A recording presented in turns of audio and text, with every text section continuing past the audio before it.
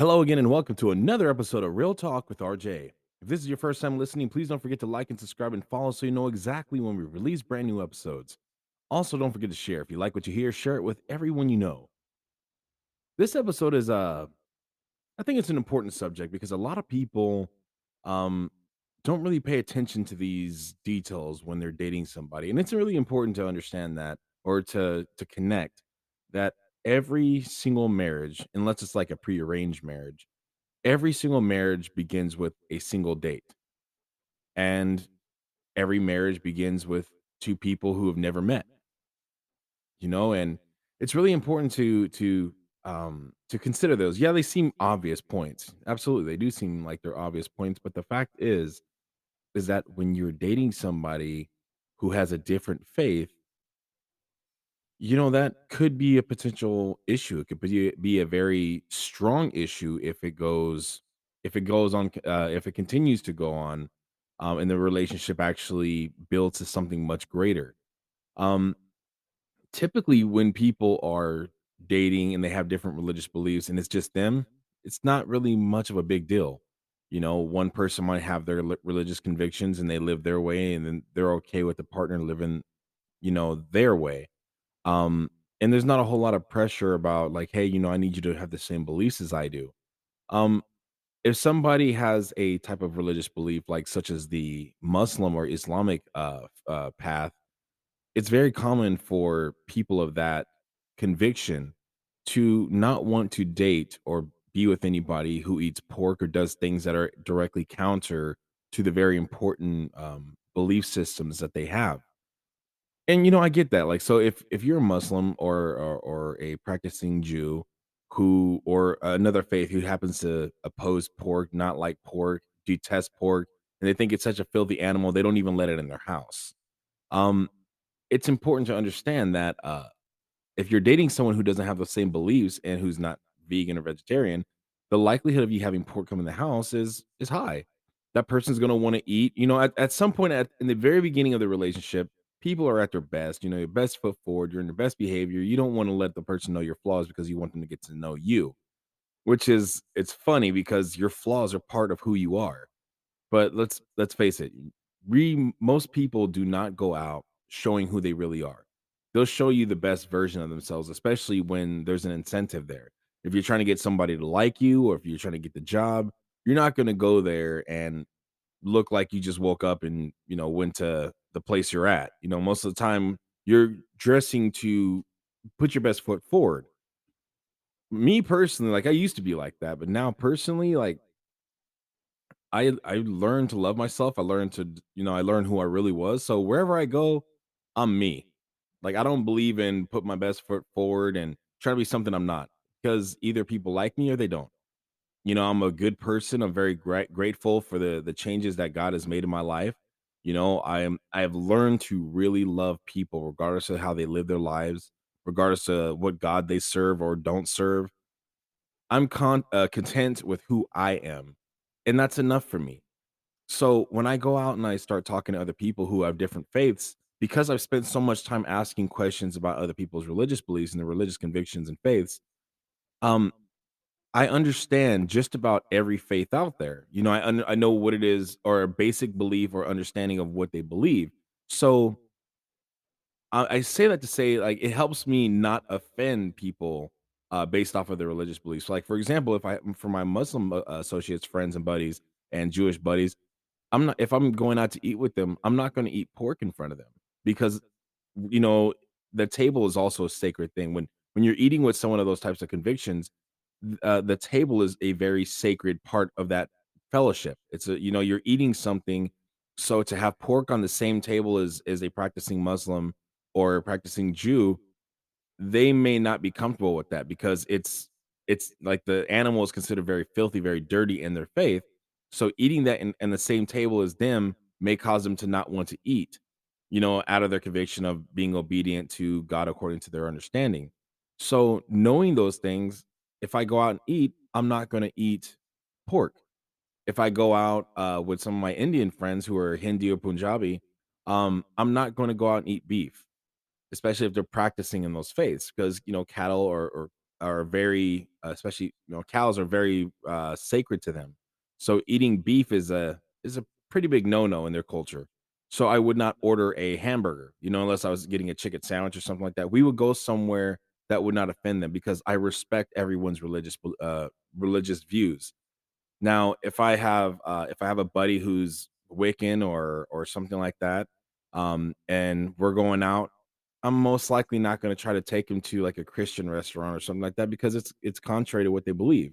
And I'm not trying to, like, one of the worst things that a lot of well-meaning Christians do is they get out there and they try to hit a person over the head with a Bible and tell them you need Jesus and I'm going to convert you.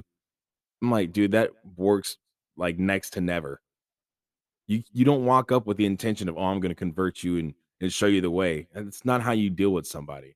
If somebody has a different belief system, the best way to help change them if they're living in error, and, what I mean when I say that, it's also important for a disclaimer to say, "Who's to say you're in error?" God can say that, but I can't.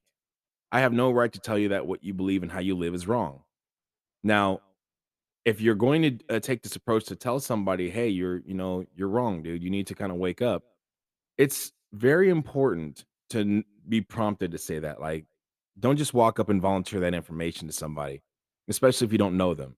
The most important tool about helping someone come to know God, for anyone who's a Christian believer, um, the most important tool to use is love. If a person knows you love them, like wholeheartedly love them, then you can be more honest with that person when you're giving feedback because your opinion is coming from the right place. But if you just walk up to a stranger on the road or on a side of the street and, well, you need Jesus, you're most likely going to push them further away from God than they were before they met you. You just walk up to somebody and say, "Hey, how you doing? I was outside shopping and I thought you could use this. I always saw you out there running in the rain. It's been raining a lot, and I see you out there always running in a sweater. I never see you in a jacket, so um, I just thought maybe you can use this jacket. I had it in my closet. I know I never wear it." And you give them a raincoat, or like, "Hey, I never see you with an umbrella, and I see that it's raining. You're always out there, so I got you an umbrella." And you don't do it as in front of everybody and as a big form, like a show. You just kind of in secret walk up and give it to them. I'm always thinking about my team. Talk about your coworkers as your team. If somebody's sick or somebody's having a hard day, just walk up to them and give them, some cough syrup or cough drops or something that can help make their day better. You go outside, you can get an extra Starbucks for them, or you see what kind of drink that they love to drink most. When they're having a hard day, go out to Starbucks and get them the drink that they love to get, if you have the means to do that, and let them see that you're thinking about them, that you're aware of them. And if something's bothering them, you can walk up and put your arm around them and talk with them and see if they're okay. Disclaimer: if you're at work and make sure that putting your arm around that person is acceptable. Don't just walk up to some random woman there or random guy and just put your arm around him like, "Hey, I'm here to help you out." Because you'll probably talk with them first, and then HR will be calling you into the office probably shortly after that. So make sure it's an appropriate touch. Read the signs. But having said that, when a person knows you love them, your words mean more. They're more valuable. Your feedback has more attention given to it.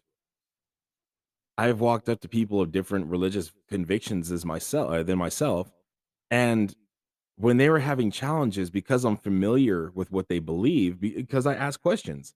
I ask questions, especially if they're reliable resources. Like if I see a person wearing a kippah or a yarmulke, which is a Jewish traditional headdress for men, if I see them wearing that and I know that they're very serious about what they believe, I'll ask questions because I know it's coming from a good source.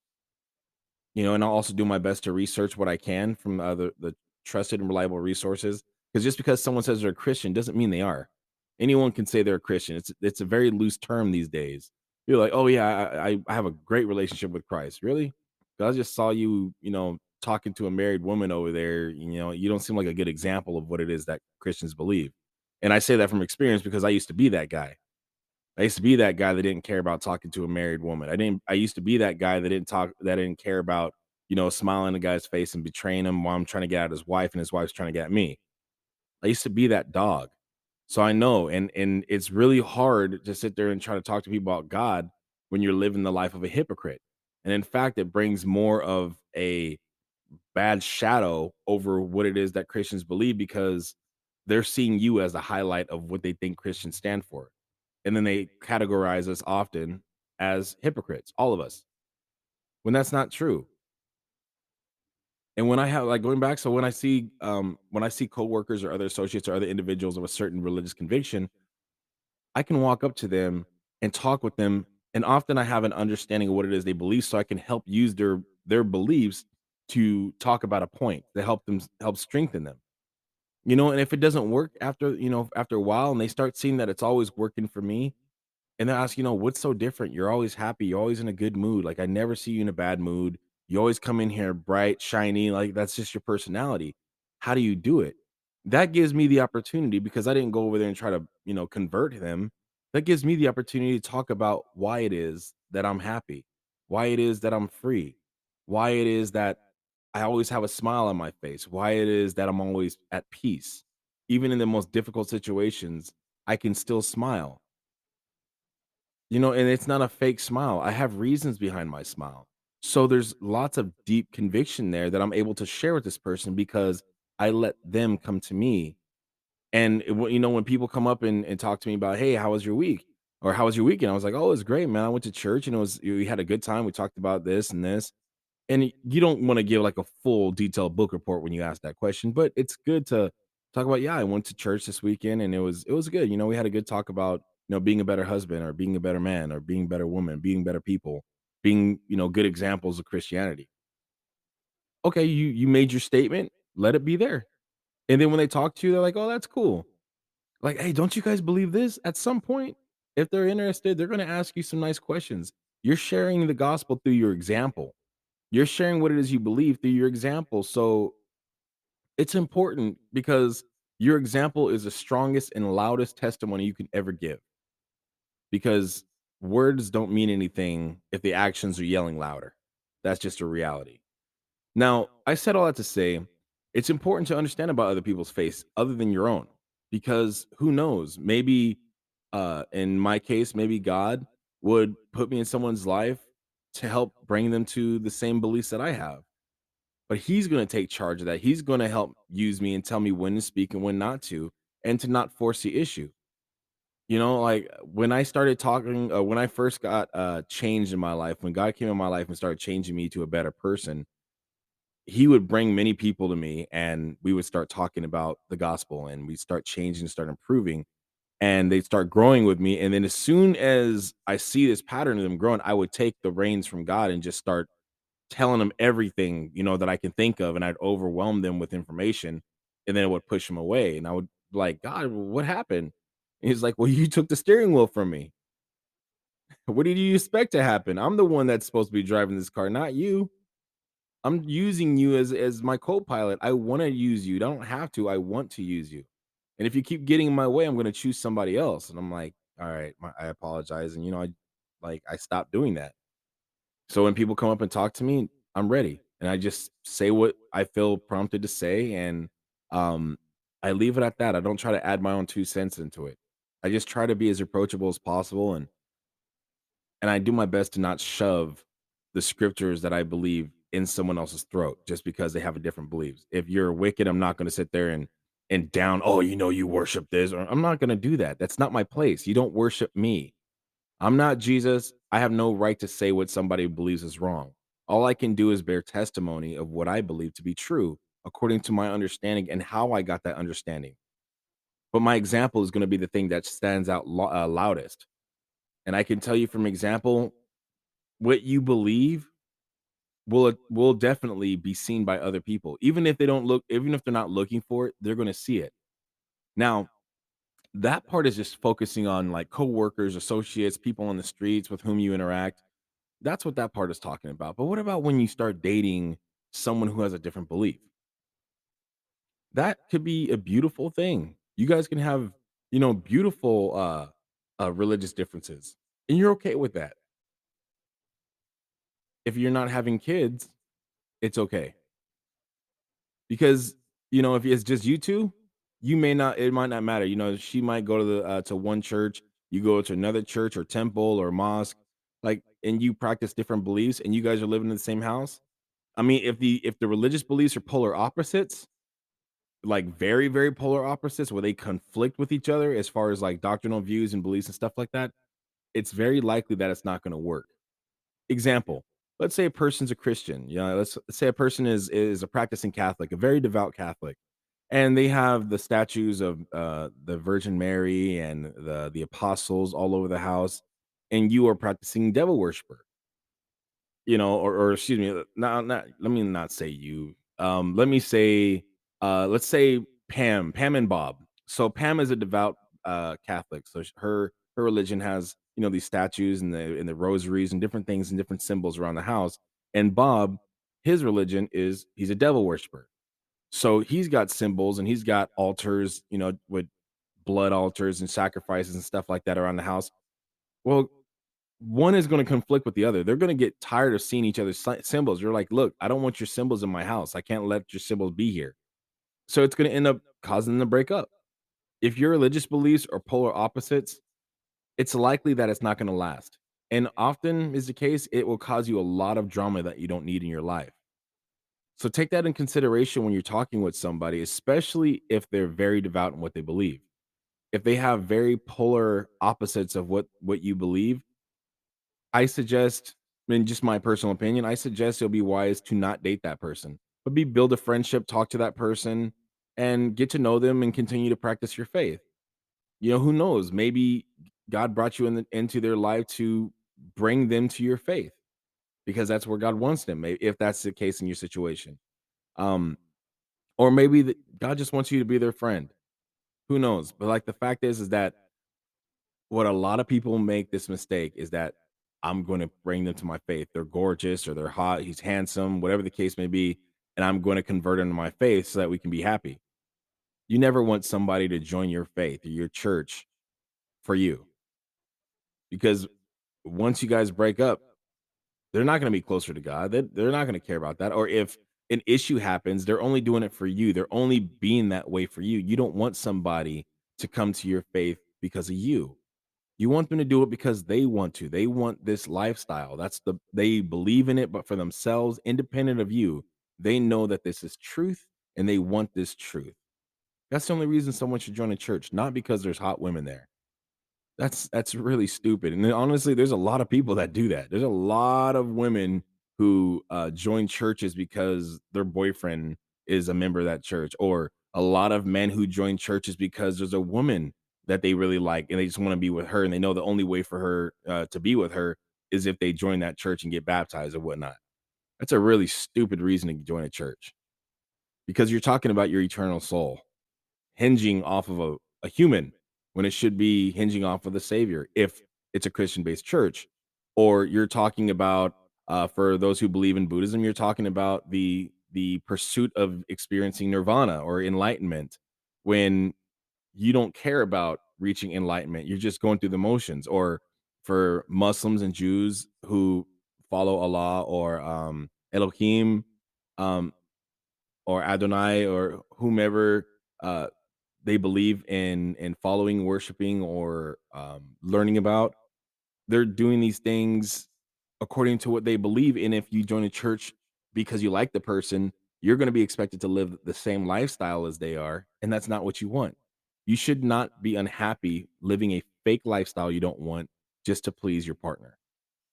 That's not okay. That's why I'm 100% against happy wife, happy life. I think that concept is wholly, like, completely an erroneous frame of mind, because usually in the terms where you're talking about happy life, happy wife, or happy wife, happy life, the husband is the one that's suffering.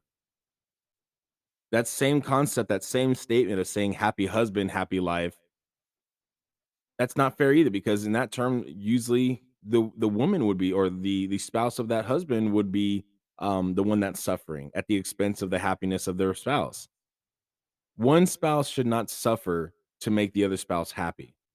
Especially, like, I know we all gotta compromise and make choices, sometimes that we don't really wanna do to be a fair, participant in that relationship, and, finding compromise is very important, but it's not right for you to live a life where you're always miserable or you're always at always at the service of your spouse at your own expense. Like you're always giving, but you never get anything back. That's not okay. You both have the right to be happy. You both should be happy, which means you both should be living the lives that you believe in. And one of the biggest problems that happens, and actually one of the most common causes of divorce, especially in the United States, is when people get married and have different religious beliefs and have children. That's where the big issues start happening. Children. Because if when you have children, especially for people who are nonchalant about their beliefs at first, like when you start dating somebody and they're like not too serious about what it is they believe, at some point they might have an awakening where they want to get back into church, where they want to go back into the lifestyle that they live, where they want to actually um, get back to their roots and start living that lifestyle. Well, when you have children, you both are going to want to teach your children what you believe. And a lot of parents say, let's just leave it up to the children. Let's just leave it up to the children, let them choose. But that logic isn't I think that logic is severely flawed to just sit there and leave it to the children because, they're often gonna choose the faith that they wanna live based off of who they like more. A little boy's probably gonna choose his mom's face because moms or boys tend to flock to their moms and little girls tend to flock to their dads. So often that's what ends up happening. And, the parents are like, crap, I believe that eternal salvation lies through this path according to what I believe. And the other parent is going to feel the same way. So often you're going to hear, situations where they're putting down the faith of their partner to their kids. They're talking about this is why we don't believe that. This is why that doctrine is wrong, or this is why that church is not right. They're gonna say those things because they believe that it is important for them to teach their kids or raise their children up according to what they believe. So there's gonna be lots of arguments. How dare you talk to our daughter or our son about your beliefs and put down my church? Who do you think you are? You don't have the right to put down my beliefs. How dare you stop me from doing what I believe? If I want my daughter to make shahadas and do Islamic prayers 5 times a day, that's my right. I'm her mother or I'm her father, and I can do that. And my kids are going to pray with me, and we're going to make our salat. Excuse me, not shahada. Shahada is the prayer that Muslims take. It's like their form of baptism. It's a declaration that they're making to become a member of Islam. A salat is like what they do on the prayer or on the rugs. They have the prayer rugs, and they bow, I believe, 5 times, facing Mecca, and saying various prayers from the Quran. Um, but let's say, one parent wants to get back into doing that and the other parent doesn't think it's a good idea. It's like, no, I don't want my kids believing that because I don't agree with that or I don't believe that. My mom's going to get upset because she didn't raise me that way and that's what I believe. A lot of parents end up getting like ugly divorces because of religious differences. And if the religious difference of your partner is very polarizing according, in an opposition to what it is you believe, when you get divorced, you're gonna get so mad because you have no control over what she teaches or he teaches your children. It's a reality. You're out there if you're dating someone of a different faith, it could be a great relationship, but you have to understand that when you guys have kids, it's likely gonna go to heck. It's likely seriously gonna suffer a lot because you both have different beliefs and it just often people don't see eye to eye when kids are involved. Kids are they're a wild card. I'm serious, especially when you like you start thinking things differently, especially if you practice a certain religious belief and you know it to be true, you don't practice it as much. When you get kids, you start waking up about a lot of those things. You're like, you know what, I want to raise my kids because I know this is true and I want to teach them this way. And then your partner's like, nah, I don't agree with that. We already talked about, raising our children this way. We talked about teaching them these things that I believe. You said that was okay. And then now you're like, "Yeah, I know I said that, but I honestly don't feel that. And I'm getting convicted. I feel like we need to explore this conversation again." Well, it's too late. You have kids, they're there. And now one of you guys is going to feel muted because you're going to both want to do what you believe in doing. And it's going to confuse the child to teach your child 2 different ways of lifestyle living. It's gonna confuse a child. They're not going to have any solid roots and grounds about things. And then when they have issues that arise where they need advice or help, and they come up and talk to both of their parents, and they say, "Hey, mom," or "Hey, dad, this happened to me at school, and this is what I believe." Like, for example, for let's say a Muslim and a Christian are dating each other, or they're married and they have a child. So the Christian would approach the situation and talk to their child, and the child's like, "Oh, I was getting bullied at school today, and the kid came up and pushed me, and they were just mistreating me, and I don't know what to do. What should I do, mom?" And then the mom was probably going to say, "Well, son, when that happened to Jesus, he turned the other cheek, and he taught us to turn the other cheek. So if your life is not being threatened, then you need to just turn the other cheek. Let them bully you, and be humble." And like that, not all Christians believe that, but I'm just saying for this scenario, that's what this mother would say. Just turn the other cheek, son. Love them and pray for them. And then they go and ask their dad, and their dad is a practicing Muslim. "Dad, I was getting bullied today, and I was getting hit and pushed up against the wall." And then the dad will say, "Well, you have the right to push him back. When someone pushes you, you push him back. If somebody mistreats you, you have the right by Allah to mistreat them too. That's what we believe. If somebody does bad to you, you have the right by Allah to do bad back to them. If you don't want to, you'll get blessed for showing mercy, but you have that lawful right." And now the mom is gonna be like, "What are you teaching them? Why are you teaching them that? That's not okay. They need to be patient. They need to stop being so violent. I don't want them to be violent." Well, our son is getting bullied. Well, I'm not gonna let them just get bullied, and they have the right to defend themselves. They have the right to go back. I don't believe what you believe. And now there's problems. Now you're being censored as to how you teach your child. What parent wants to be told, "You cannot teach my child that"? Especially if you were the one that birthed that child, or especially if you were the one that planted the seed for your partner to get pregnant. You helped create that child. So who among us wants to be told what they can and can't do with their own child, especially in the forms of teaching? Excuse me. I know there's a lot of parents out there right now that are have kids in public schools who are irritated and livid in certain cases about the stuff that teachers are indoctrinating our kids with. And they're going to the school boards and having large assemblies telling them like, "Hey, stop teaching our kids this garbage. We don't believe this. This is contradictory to according to what we believe." And then the school board is just like, "Okay, thanks for telling us. We don't care. We're going to keep teaching them this way." But let one teacher talk about God, or let one teacher talk about Allah, or let one teacher talk about the path of Buddhism. And they're going to be like, "No, no, you're going to get fired if you keep talking about that." Yet you can talk about the indoctrination that opposes a lot of Christian views. You can go ahead and talk about that all day long in public schools, and you're good. But let somebody show the opposite and say, "Well, this is what we believe." Then they lose their job. Seems kind of one sided and seems very unfair. But the point is that when kids come in the picture, that's when people start waking up. If you have a partner that is like legit an alcoholic, or really loves to drink, and then your religious beliefs are, "I don't drink," and your religious beliefs are, "I don't want alcohol in this house, period." They're going to want to bring in alcohol. Or if they're a smoker, "I don't want smoking in my house, period." At some point, maybe that person's going to be like, "You know what? This is my house too. I'm going to smoke if I want to smoke." You're like, there's going to be issues because of the differences you're not paying attention to. There will be challenges, and you can have a conversation about how to raise your child when there's no child there. And maybe one person's just like, "No, that's cool. That's not a big deal. That's all right. We can go ahead and come up with this concept, or we can go ahead and raise our child this way."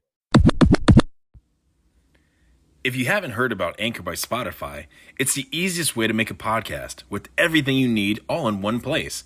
Let me explain. Anchor has tools that allow you to record and edit your podcast right from your phone or computer.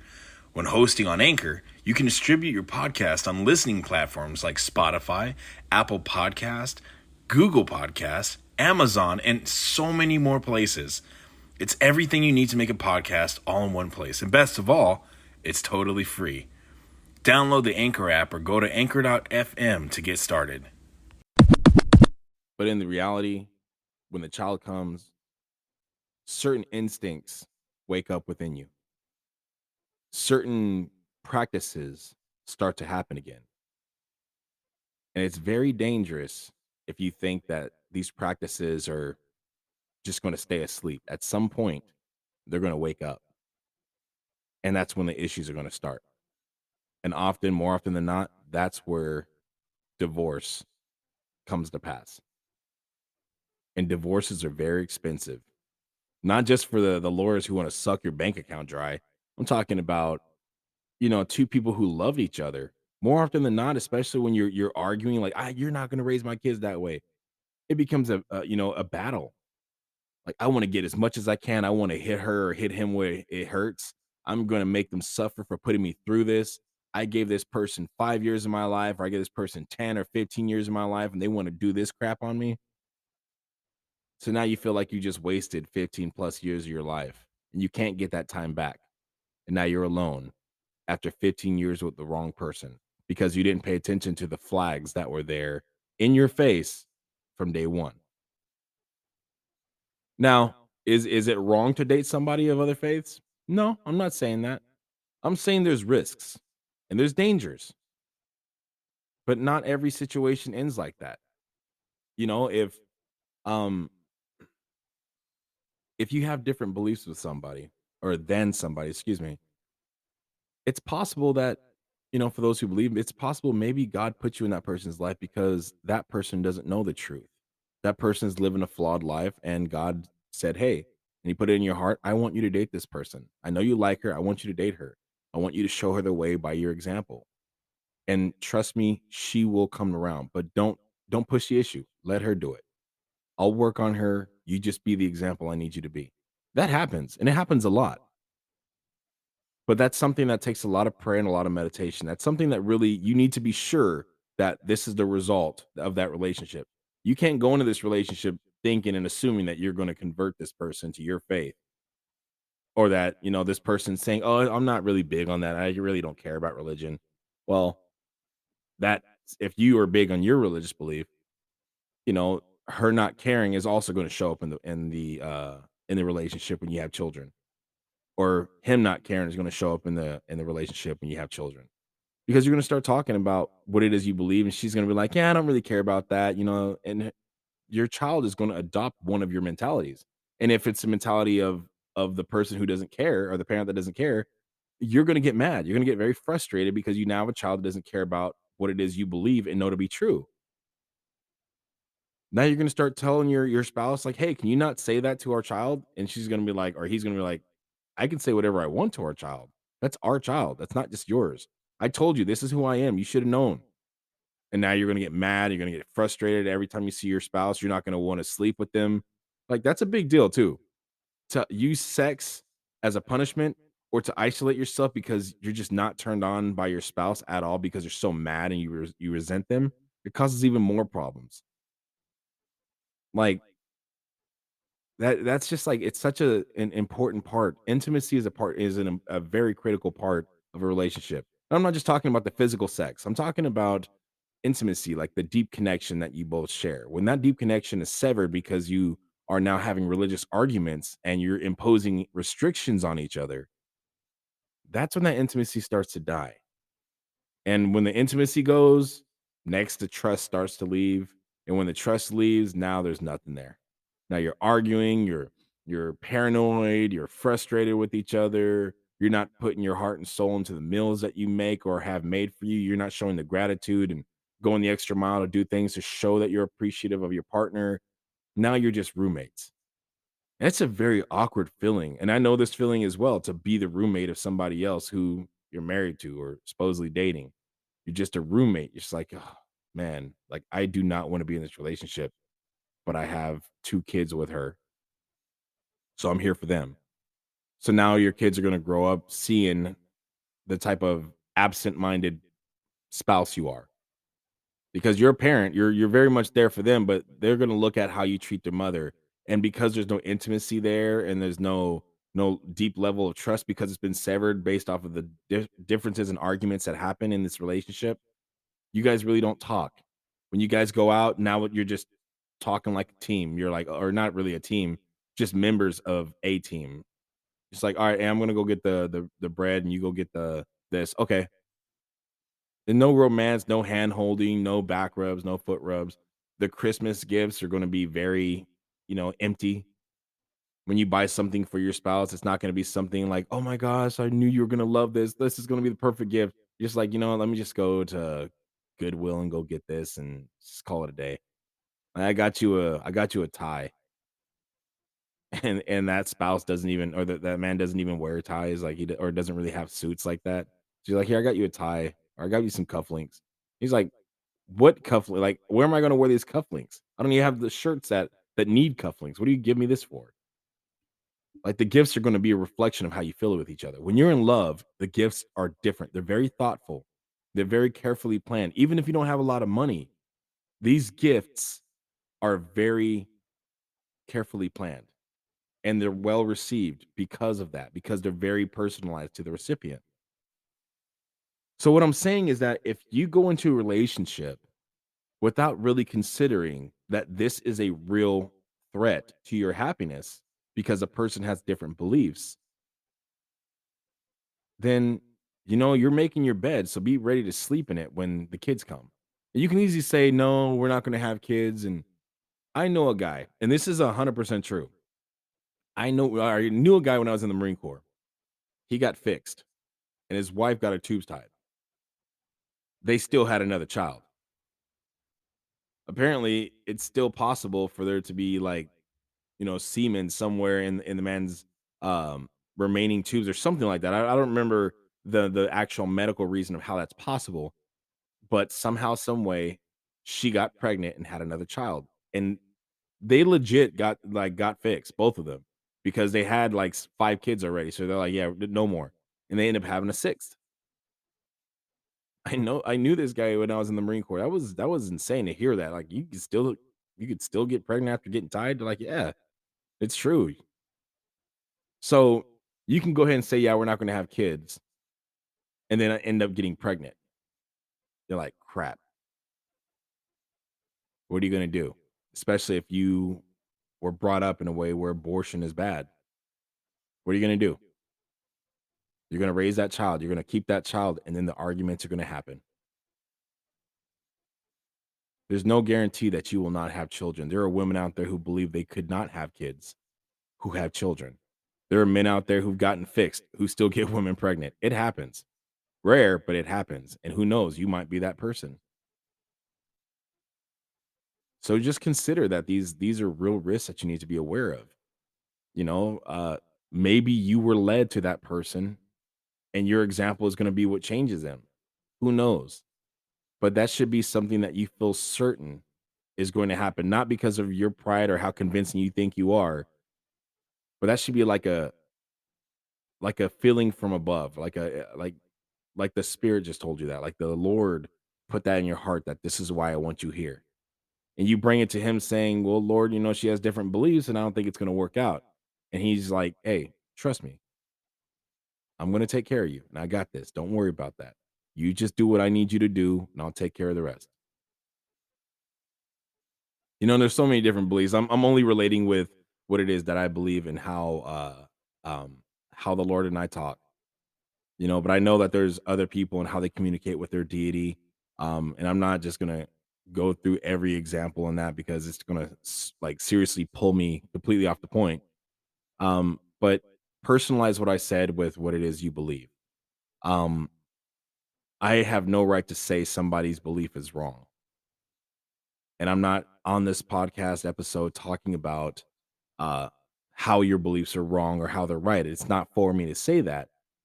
I'm only saying these things because it's important. Even if there's like a little flicker of faith in you, that could be an issue when you have children. If your spouse or the parent of your child, when you guys have kids, it could be an issue if you get stronger because in my faith we believe in eternal marriage. We don't believe in till death do you part. We believe in marriage for time and all eternity. And so if, we marry somebody who is not of our faith, then the implications of that is Well, when we rise up and we're, living with the Lord for the millennium and we get judged and stuff like that, well, she died. We're no longer married because we weren't married for time and all eternity. We're only married until death do we part, and then we're no longer husband and wife. That's according to what it is we believe. Now, I know that there's people who don't believe that, and that's okay. Everyone has a right to believe what they believe. But the thing is that when you have deep reaching belief systems in your own life, the type of marriage you have may have implications according to your understanding of how to enter into eternity, or how to enter um into the holy place that you believe. So having somebody who doesn't believe what you believe, you very well could find yourself, according to your beliefs, you may find yourself in that holy place by yourself, missing your spouse because she didn't believe like you believe. And that also could, reflect your children not following you there because they didn't adopt the same beliefs you did. Like these are real scenarios that can actually happen. Because, for people who don't believe in religions at all, they can say this is just nonsense. Death is death. There's nothing after that. They can easily say that. But when you believe that there's something after death, it's important to make sure that the people you love are there with you. So you're going to do your best to make sure they're there with you. And again, you may not have a deep like torch or a bonfire of belief according to how you were raised or what it is you believe. You may have like a little candle flicker. But when children come, or maybe some point in your life, you might experience something so traumatic that you're going to want to revisit that topic and say, you know what, I want to get back into this. I want to be serious about this. And then what often ends up happening in those scenarios when someone has that awakening, they're like, I want to get back into this. And you dated, or you married somebody who doesn't have any religious beliefs at all, doesn't really care about religion. And you're like, I'm kind of a Christian, or I'm kind of a Buddhist, or I'm kind of this, or kind of that. I'm kind of a Punjabi, like I really wasn't baptized, but it's not a really big deal to me. We're okay. We're not going to have any problems. Then something happens, and now you're like, you know what? I need to get back into church, or I need to do this again. Now, what often ends up happening in those scenarios is that when you get back in, you want your partner to do the same thing, and your partner is not changing at that point. It happens where sometimes they do, but more often than not, they don't. They're like, well, you know who I was when we first started dating. I don't believe like you believe, and I don't believe in religion. I have my own way. I do my own thing, and I'm not going to start changing that for you now.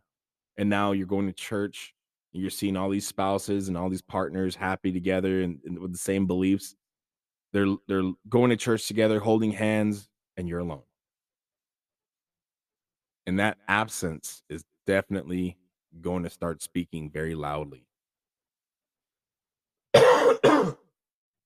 Excuse me, I should have gotten some water. So talking right now is drying my throat out.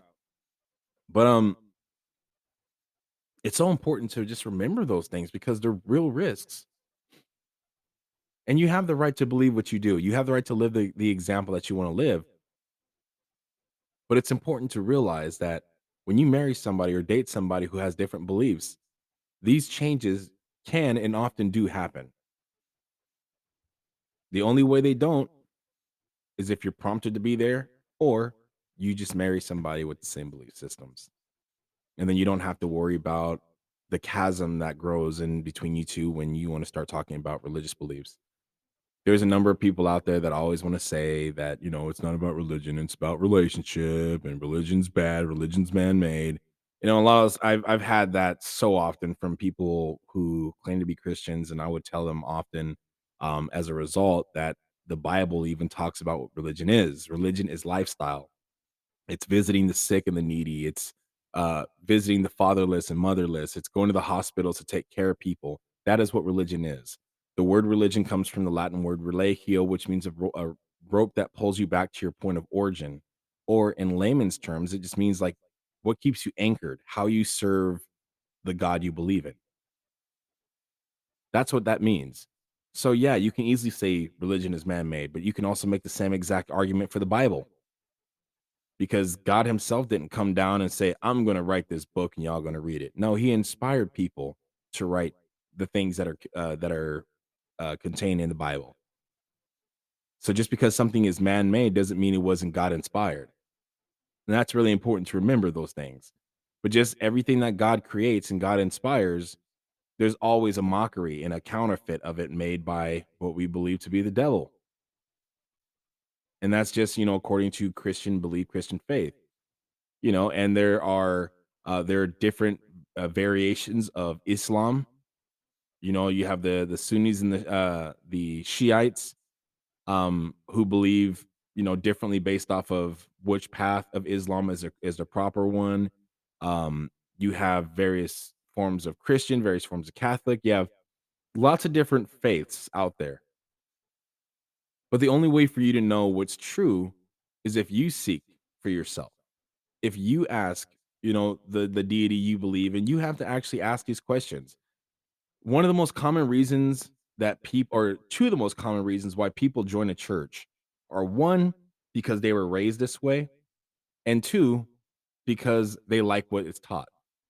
And in my opinion, I think those are the two dumbest reasons to join a church. Who cares if you were raised that way? When you get judged, especially those who believe in God, when you get judged, it's going to be you in Christ. It's going to be you and Jesus. That's it. But for those who just believe in God, that's it. It'll be you and God. You're going to get judged according to, the truth. For us who are Christians, we believe that we're going to stand before Christ to get judged. So mom and dad aren't going to be there answering for us. It's going to be me answering for myself, for my choices, the things I didn't repent of. It's going to be Christ and myself. That's it. So if he asks you, how come you didn't follow me? You're like, well, I was raised this way. That's not going to be an excuse, because you will see that he set out opportunities for you to find the truth. He set those opportunities multiple times in your path, but you rejected them because you were raised this way. You never thought to ask for yourself. So for anyone who's curious about their faith, rather than just accept the Bible as the word of God because society calls the Bible the word of God, and or you were raised to believe the Bible to be the word of God, why don't you ask? If you want to follow Jesus Christ, you want to follow God, ask. Hey, is this true? Hey, is this where you want me to be? You don't have to come out there with a Shakespearean prayer and this beautifully eloquent oration before God. You don't have to do that. Come as you are, but don't stay as you are. Let him change you into who you were created to be. Love people of different religious faiths. Love people who believe differently than you, because we all grow. There are some incredible teachings from the Buddhist faith, from the Muslim faith. There are incredible teachings from every different religion or religious belief.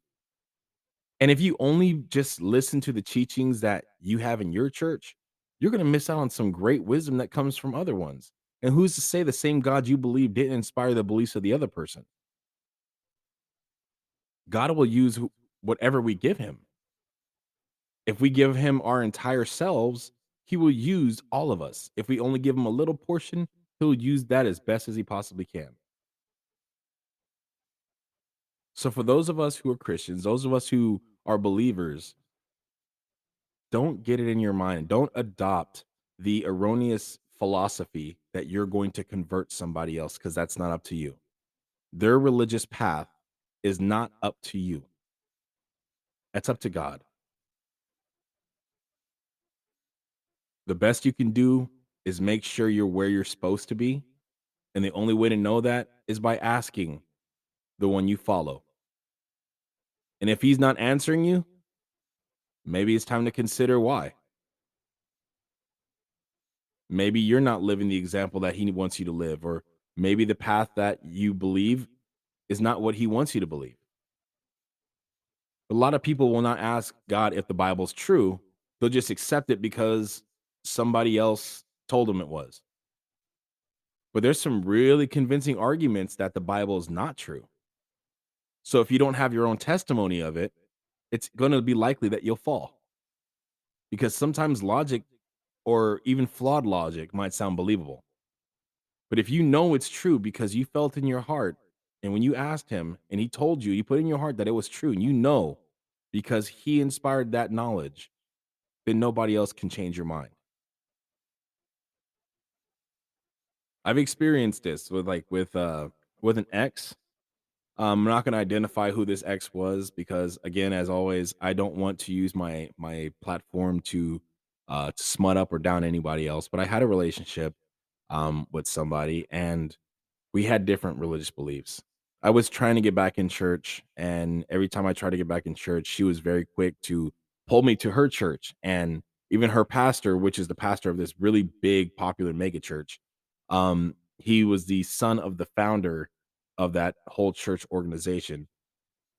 And when I listened to him preach, and I walked up and I shook his hand and I told him like, "Hey, um, your church is very beautiful, and I enjoyed what you said. Your remarks are very powerful, and thank you for sharing that message." And he's like, "Thank you so much." And he immediately started talking about the religious path that I believe and started putting it down immediately, like his within the first, or like within the same breath.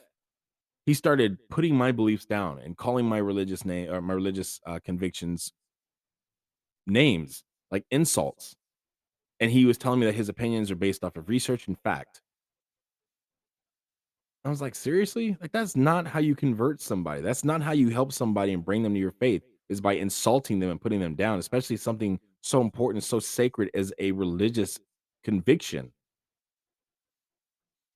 So to dismiss somebody's belief just because you don't believe in them or don't agree with them, that does a lot more damage than it does, you know, uh than it does help. I had a good friend, and I still have, like, we haven't really talked in a very long time, but I had this really good friend who was a practicing Punjabi, and, we lived together for a while, and, every night before he went to bed, he and we would pray. We would, like, get on our hands and knees, and we would pray. He would pray in Punjabi, according to his beliefs, and I would pray to the Lord according to my belief, but we were side by side with that respect as brothers. That was an incredible experience because people can have different beliefs and still pray together at the same table. Many more times than I can count, I've sat down to eat with Muslims that were my good buddies, associates. I call them my brothers too because they're brothers in faith. They might not have the same beliefs as I do, but we sit down and we love each other. And they would, open their hands and lift them up, and they would say a quick prayer to Allah, and I would say a prayer to the Lord. And we sat at the same table and had fun, and, I would never eat pork in front of them out of respect for their beliefs. So people can coexist and have a great, like, I know a number of guys that were Wiccan, practicing Wiccans. I love those guys. Good people. We have different belief systems, and we actually talk about our different beliefs. We talk about some of the differences, and we talk about the things that we have in common, and we build on those things out of respect for each other. There's so many Christians out there, or people that call themselves Christians, I should say, that are immediately putting down your beliefs just because, and they sometimes they do it with a smile. Just because you're smiling doesn't mean it's not an insult. You can smile at somebody and go, "Oh, brother, you're off the path." Like, you just totally insulted somebody's entire faith because it's not in line with what you believe. Who's to say what you believe is the right path? Just because you agree with it doesn't mean it's true. Look in politics right now. There's so many polarizing opposites, but both of them believe with all their heart that their path is the right one. So what right do you have to put someone else's belief down because it's different from your own? And what right do you have to censor your partner when they want to teach what they believe to your children? That's not okay. It's a massive risk, and it's one that should be prayerfully entered into, not because you love this person and want to be with this person, but because the Lord wants you there, or your deity has put in your heart, "Hey, this is what I want from you. I want you to be with this person. I know you want this person. I support this choice. Go for it." Keep you like take Please do not take my words lightly. Really consider these things because divorces suck. It's rare that you're gonna have a nice, pleasant, amicable, "You know what? It didn't work out." "Yeah, but we gave it a good shot, didn't we?" "Yeah, alright. Well, you have a great day. Um, You don't want any of my money. I don't need any of yours. Everything's good. We're just gonna go ahead and divorce and we're gonna move on. That's very rare. More often than not, it starts off with, "Oh my gosh, I love you so much. I love you too." No, you hang up. No, you hang up. No, you hang up. No, you hang up. Okay, let's both hang up. Ah, you didn't hang up. Oh my gosh, you didn't hang up. Oh, I can talk with you all night. I know, me too, but I have to get up early at 5 in the morning. It's already 2 in the morning. We've been talking for 5 hours.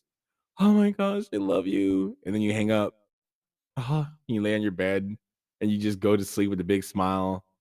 And then the divorce that happens as a result of these types of differences of the religious differences in teaching your kids what you believe in the opposite or the your partner completely opposing you and like the type of a divorce that happens at that point is, Your Honor, she's an evil witch. Your Honor, he talks verbally abusive to me. He treats me like crap. And he's a dog, and he's always looking at porn, and he's supposed to be a Christian, and this, and he's always wanting to have sex, and that's all I am to is an object. Like they'll bring out every little piece of like negative evidence and allegations that they possibly can.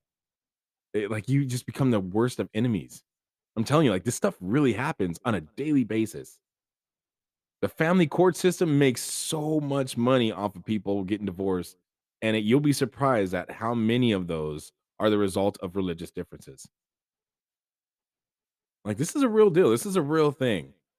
So, I really encourage every person out there listening, just really think about this. Don't take it lightly and pay attention to the flags when they rise. Pay very close attention to these flags. They're there for a reason. Who knows? Maybe you were planted there. Maybe that you're supposed to be there. But just because you want to be there doesn't mean you're supposed to be there.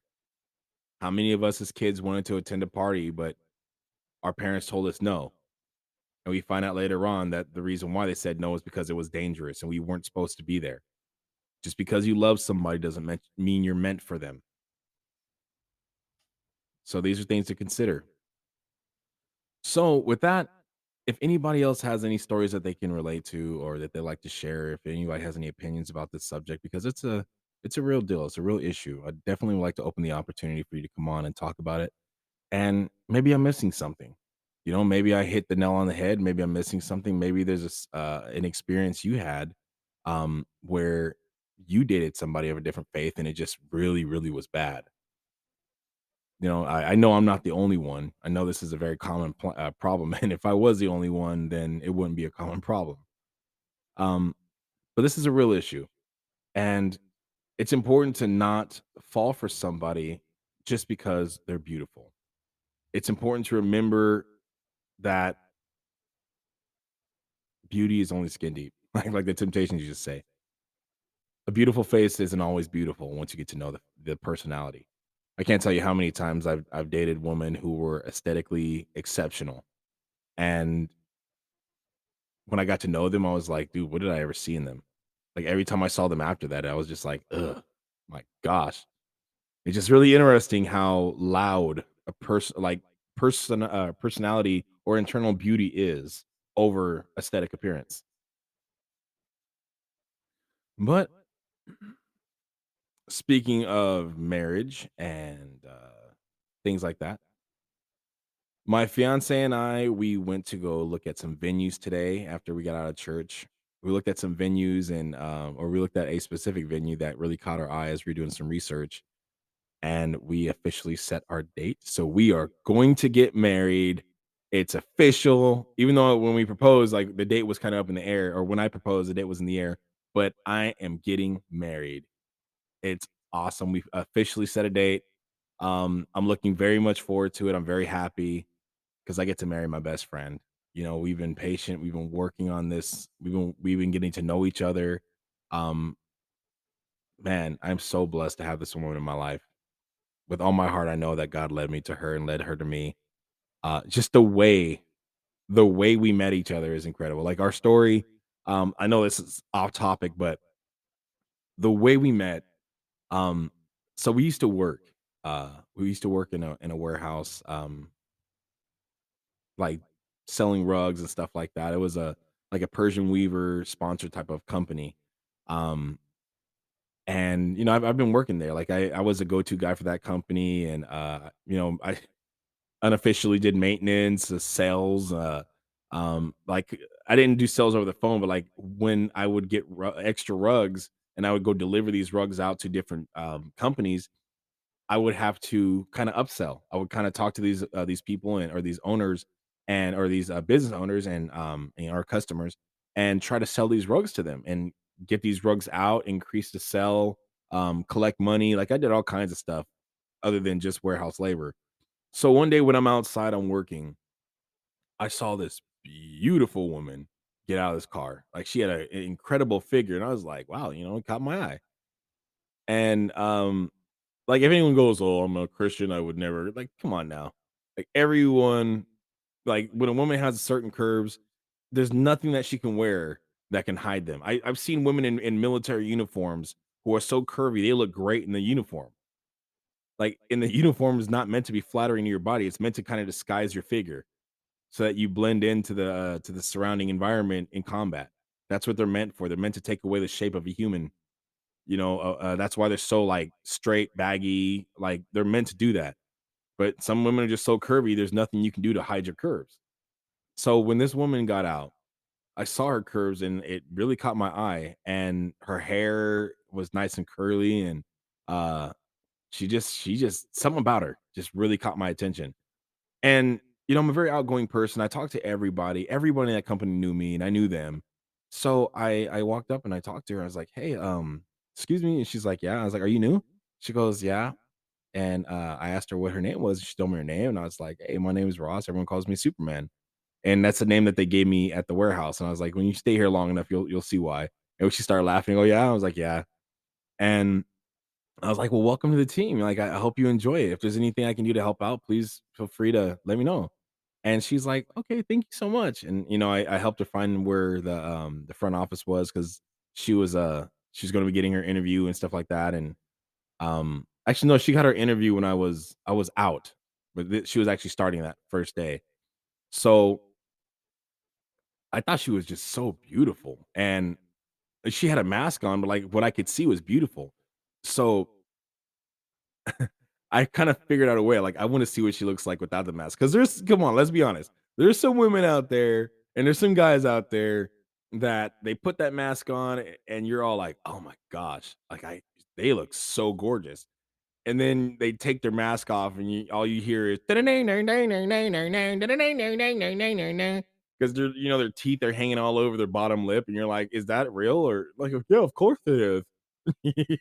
You're like, "Oh, yeah, we gotta wear a mask because it's COVID season. We gotta definitely take care of our bodies and put your mask back on. Don't ever take it off." No, I'm just kidding. But like, I wanted to figure out what she looked like. There's something about her. It's getting my attention, and I need to know what she looks like. So I asked her, I was like, "Are you black?" Because I'm black. So I asked her, like, "Are you black?" She goes, "No, I'm not black. I'm Mexican." I was like, "Yeah, right. You're black." She's like, "No, I'm not." I said, "Let me see. I need to see your nose. Take off your mask." Looking back, that was super corny, but it worked. So she took her mask off and she let me see her nose. I was like, "Hold on, take it all the way off." She takes it off and I was able to finally see her face. I was like, "Dang, this woman is gorgeous." And then she put it back on. I was like, "Okay, you're not black." I played it off, and didn't try to make it a big deal. Just like, "Oh, okay, just making sure. Let me find out you're black." She starts laughing. It's like, "'Cause, we need more people. We need more of our people here working with us." She starts laughing. Um, so, like, every time she would, walk out, like, while we were in the warehouse, before I went out to go do deliveries, I would, like, do inventory, put rugs inside their assigned locations and stuff like that. And, I had the choice of, there'd be all these carts that, or these, like, big carts for the rugs, and they would load these rugs onto these carts after they came off a trailer, for new inventory. So, rather than choose the inventory, because it's a huge warehouse, rather than choose, to put in the rugs, um, that were in the back of the warehouse, I tried to find the rugs that were in the part of the warehouse that was, like, right in front of the office, to where she would walk out to get into the warehouse. That way I could see her and talk to her. It was like a schoolboy. I had such a crush on this girl, and I wanted to know her, and I wanted to talk with her and everything like that. So whenever she would walk past, I would like, "Hey, how are you doing?" She's like, "Hey, I'm doing well. How are you?" I was like, "I'm doing so well. Like, how was your weekend?" I would try to figure out things to talk to her about. And we just had such a great conversation. And one day I asked her, we were out there talking and everything. And I always carried like a speaker with me. When I was in the warehouse, I carried a little speaker with me so I can listen to music. And I listen to everything. I listen to bachata, cumbia, merengue, salsa, good, clean hip hop, R&B, gospel. Like I listen literally to everything. I'm not just saying that, but I mean it. Like I listen to Punjabi music, Hindi music. I know a couple of Hindi songs. I listen to Hawaiian music. I have Russian and German songs. I love music, and if it sounds good, I like it. So why one day we're talking and I asked her, like, "Hey, do you know how to dance?" She goes, "Yeah." I was like, "You know how to dance bachata?" And she goes, "Yeah." I was like, "Yeah, right." Because like our communications have gotten a lot more friendly and a lot more personal. So I asked her, I was like, "I know how to dance. One day you and I are gonna have to dance." She's like, "Yeah." She's like, "I like that. That'd be cool." And I was like, "All right, well, you want to try something right now?" She's like, "Really?" And I said, "Yeah." So I put on the a bachata song. And I think it was like by Aventura, a group named Aventura or Prince Romeo. I forgot the name of the song. But I put my arms like a very respectful, my hand around her waist and the other hand in her hand, and I started dancing bachata. This was a way, excuse me. This was a way for me to figure out how she feels in my arms. Like that's a big deal. I love to cuddle, and I need to know how somebody feels in my arms. If it feels awkward, um, if it feels like it's she's supposed to be there. Like I needed to feel that. I need to know. And we danced. Like I'm on the clock, but my boss and the leadership in the company they love me, so I kind of got away with some things like that. I wasn't spending all day doing that. Just a couple minutes. I wanted to dance with her. We started dancing bachata in one of the aisles, and she's smiling, and I'm holding her, and then she kind of leans her head, uh, like against my chest, then kind of pulls it up like she caught herself. And I'm looking down. I'm just smiling at her, and we're moving together as one. Like I love dancing, and the way we moved, it was like one artistic unit. It was beautiful. She was part of me, I was part of her, and we were just moving together. It was so easy. And then when I saw her, like, we started giving each other hugs, and the first time that I gave her a hug and I said, "Hey, how was your weekend?" I gave her a hug and I felt a spark, and she felt one too, but she just kind of brushed it off like, "Nah, that I didn't feel that. Maybe I'm imagining that." And after a lot of prayer about whether or not I should ask her out, I just kind of took it to God and I was like, "Lord, um, I'm really interested in this girl. She's beautiful and her personality is incredible. She's not a gossiper. She's very like down to earth. She's real and I would really like to date her. Like, is this the right decision? Should I go for it?" And I felt with all my heart an absolute yes. I want you to be with her. I brought her into your life. Her cousin actually started working there, and she had quit later on, but, it's because her cousin put in a word for her that she started working at that company,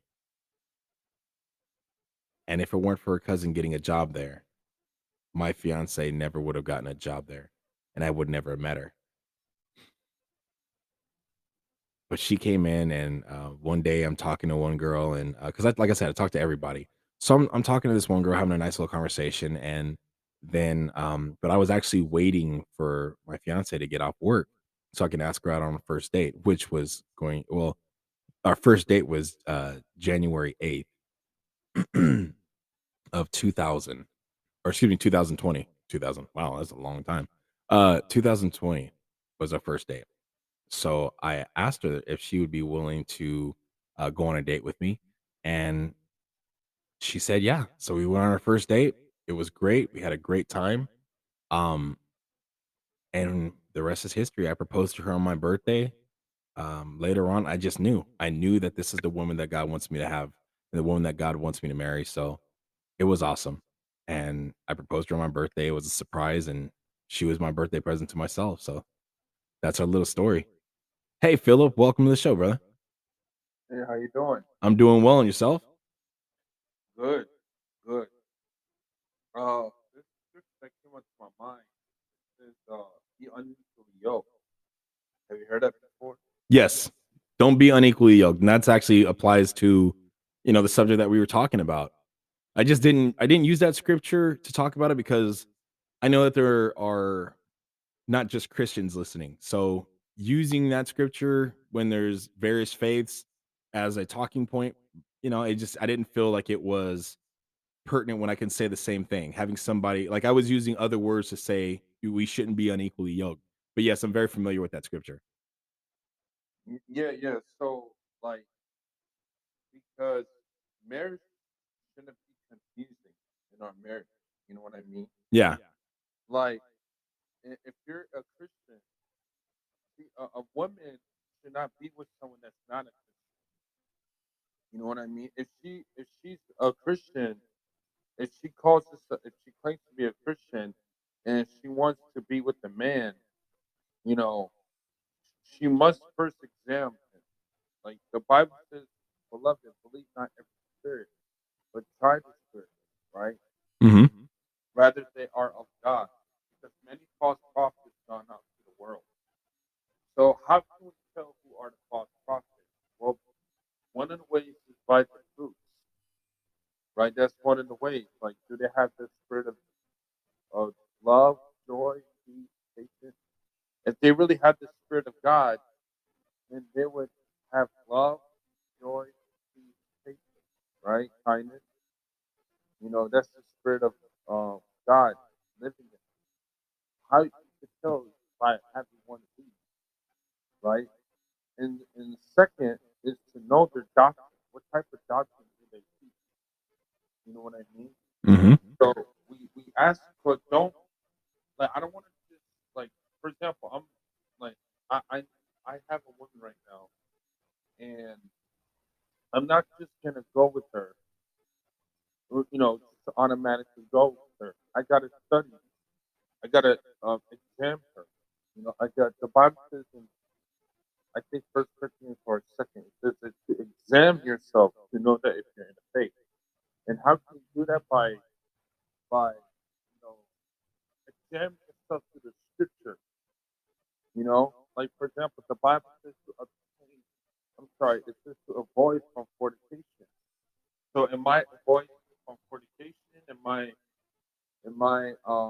why do I get scared? And like we don't get scared, we fear God. You know what I mean? So if if if a man is dating a woman that not that don't have the same beliefs, then it's not right to marry her because we're called to have the same agreement. The Bible says, let every man have their own. Sorry, let every believer, every body of Christ, to have the same mindset and the same judgment. That's what the scripture says. So we gotta have the same mindset. Like for example, let's say if I believe that there's an hell, right? But you don't believe there's an hell. That don't make sense, right? Because let's say we were having a topic about hell, and she's like, "Well, I don't want to have a talk about it because I don't believe in hell."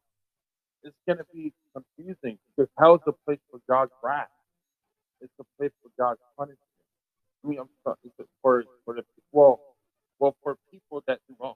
That's what hell is for, you know. Yeah, So we must according to have your beliefs, absolutely. But again, right. like this subject that I was bringing up was to be more general because there are thousands of other religious beliefs other than Christian. So to simply put it only in terms of, hey, I'm only talking to the Christians, I'm talking to everybody because divorce affects a Christian just like it affects a Buddhist, just like it affects an Well, wrong. atheist. Well, do you believe there's one God? I do. And I've acknowledged that Okay. I'm a Christian. But again, not every listener on this platform is a Christian. And I'm talking to every listener because what my whole purpose of doing is to save marriage so that people aren't getting divorced just because they have different doctrinal points. So I'm talking to everybody. I'm not just talking to Christians. There are lots of different Christians who are at war with each other because they believe Christ differently than the next person believes Christ. So I wasn't trying to zero in and focus only on them, because again, people can have the same beliefs. Like a Baptist and a Protestant, they both believe in the Bible, but the way they follow Christ is different. So like, to your point, you're talking about you need to examine yourself. You need to do this, you need to do that, and you need to make sure that your wife has, or your spouse has, love, joy, peace, long suffering, gentleness, goodness, faith, meekness, and temperance. Yes, you're absolutely right. It's important to make sure that your partner has the same belief systems as you, but just because they're Christian doesn't mean they're the type of Christian you are. And that's what I'm saying. That's the whole purpose of this, is that it's important to make sure you both have the same exact beliefs, because just being Christian is not enough, because there are many types. There's like, last I checked, there's like over 30,000, 30 something thousand different sects of Christianity. And Right. there's tons of other beliefs out there. So you have people who have that flicker, as I was talking about earlier. You have people who have that little small flicker of what they were raised to believe, and they're not very active in what they believe. They don't really do all that stuff, but then when they have kids, then little flickers start coming alive, and then they start wanting to get back into church. They start wanting to do what they're supposed to be doing. They start Well, talking about these things with their yeah, kids, and that's where a lot of the issues come, is when you have children and you can't teach your children according to what you believe. So there, I'm covering the subject as a general subject with various specific examples, not just to, and that's one of the biggest problems I believe that we make, is we only talk to Christians when we should be talking to everybody. There's so many people out there who have no idea who Christ is, because we're only talking to Christians. And when someone's not a Christian, we often find ourselves talking down to people who don't believe like we do. When we relate and love everybody and reach out and talk to everyone across the aisles, we learn things from them, they learn things from us. And when they see our example, then maybe they might want to join what it is that we believe. So yeah, again, like, this subject is talking to all those people across every religious and faith path. well, yeah. That, but if they want to, if they want to receive it, then they could receive it. But if they don't, then they don't. Yeah. But there are some scriptures where Paul actually talks to the believers, to the brethren. You know, there are scriptures where Paul actually, because remember, sinners, they don't understand a lot. The Bible says there's no one to understand, right? So that's how we break it down for them so they can understand. You know what I mean? Because they don't understand about the kingdom, about God and stuff like that. Well, You know, again, but when if I God, when I listened to Jesus, when Jesus was talking to the pagan Greeks that were there, that happened to capture um and like oppress his people, Christ didn't talk disrespectful. He didn't ostracize them. He didn't uh um refuse to serve them. He talked to the blind, he talked to the lepers, he talked to everybody that other people say no, we shouldn't talk to them. So I'm doing my best to follow Christ by reaching out. And I love the Lord Jesus Christ with all my heart. That is my savior. I will openly speak about that. Having said that, my podcast is not a Christian focused podcast. It's a podcast focused to anyone who's willing to listen.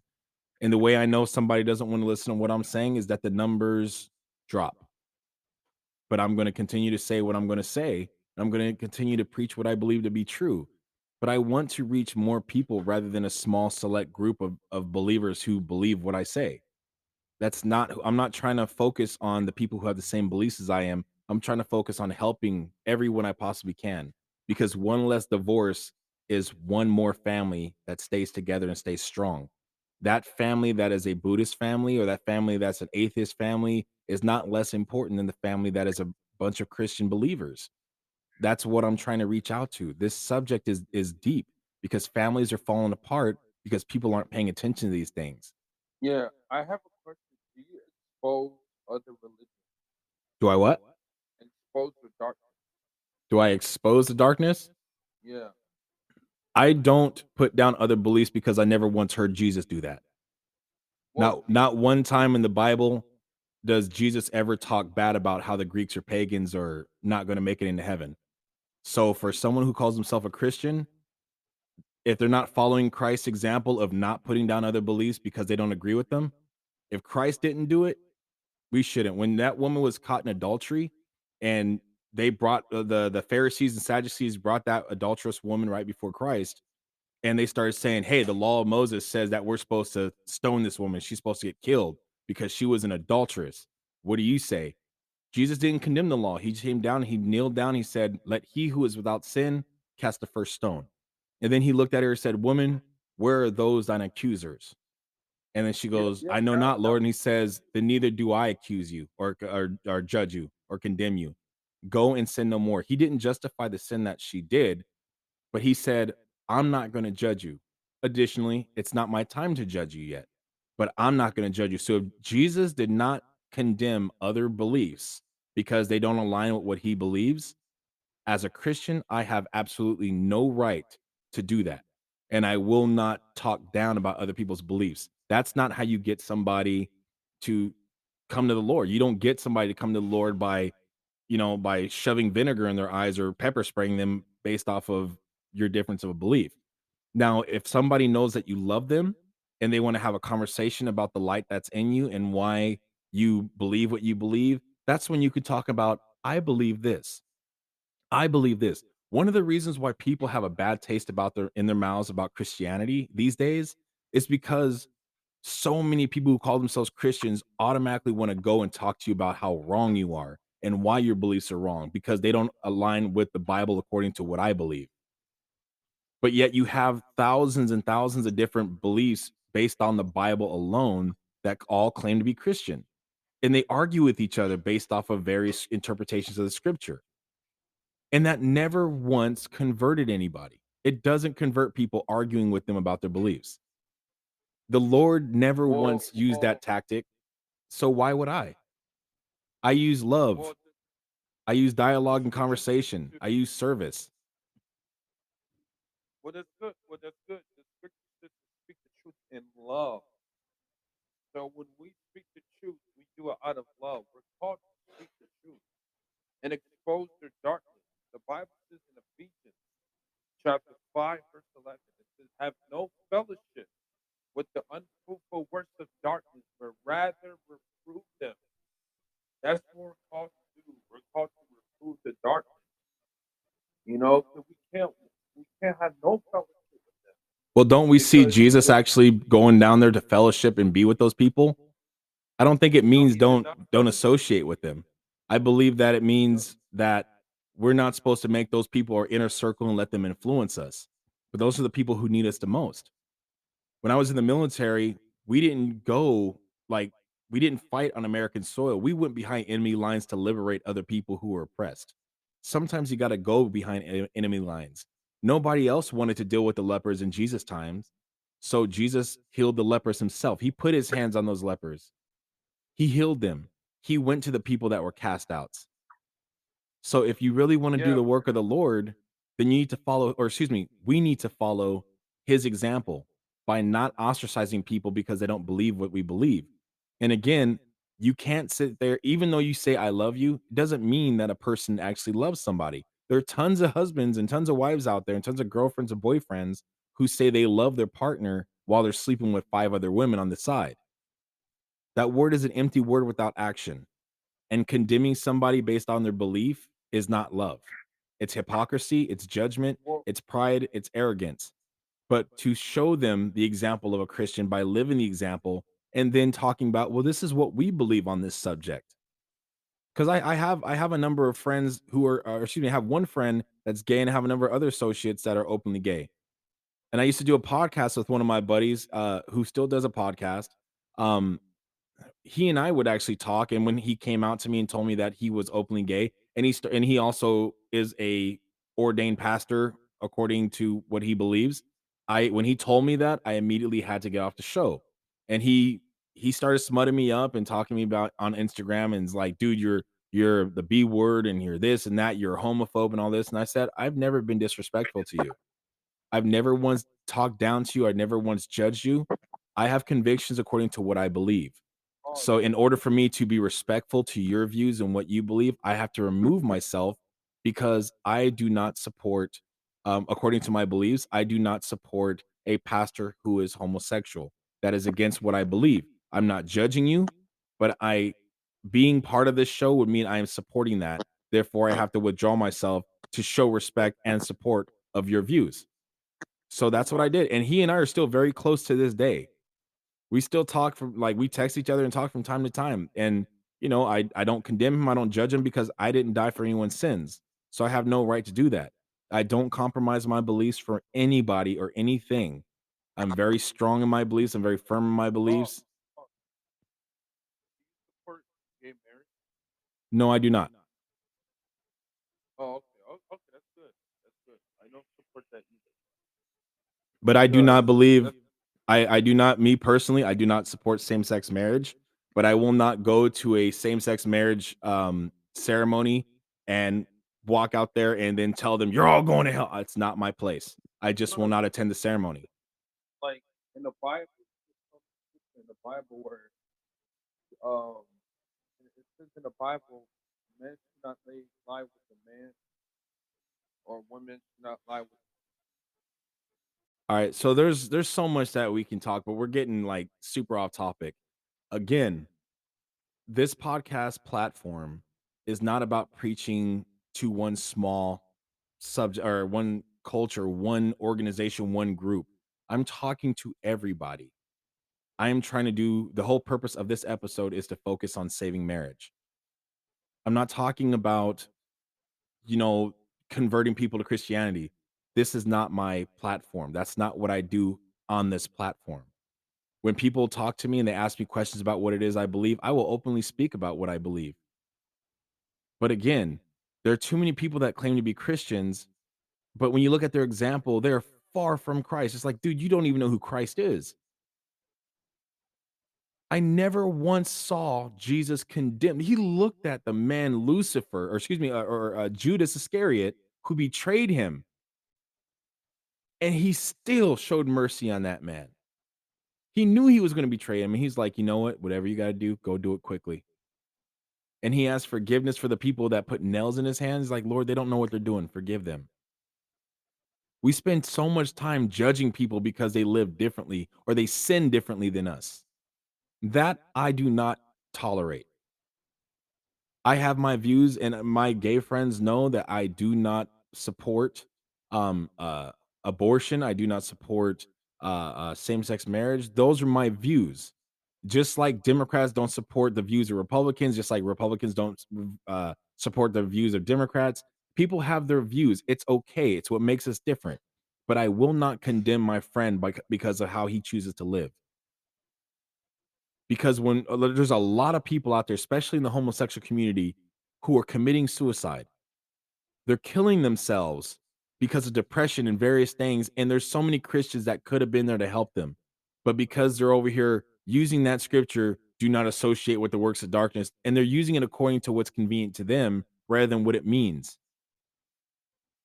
If a sick person comes to the hospital, doctors are not supposed to kick them out because they don't look the part. If we believe we're here to help people and be there for people, if somebody lives differently than the way you live or they live in opposition to what you believe, you're still supposed to show them love. You're still supposed to make sure they know your arms are extended to them. You're still supposed to be there for them. You're still supposed to be Christ-like. To go up there and tell people how they're sinning when they don't even know you, dude, you're pushing them further away from God. It's important to be honest. I do talk about hell. I do talk about, the importance of repenting. But if you sit there and like, let's say I had the most delicious piece of cake, the most delicious piece of cake ever baked. If I were to walk up to an individual and say, "Man, you gotta try this cake," and shove it in his face, the very first thing that person's gonna do is get mad and they're gonna resist the cake. But if I go, "Hey, I have the most delicious cake ever baked right here. I tasted it, it's incredible." I have to let that person say, "You know what? Let me give it a shot. Let me try it." That person has to want that.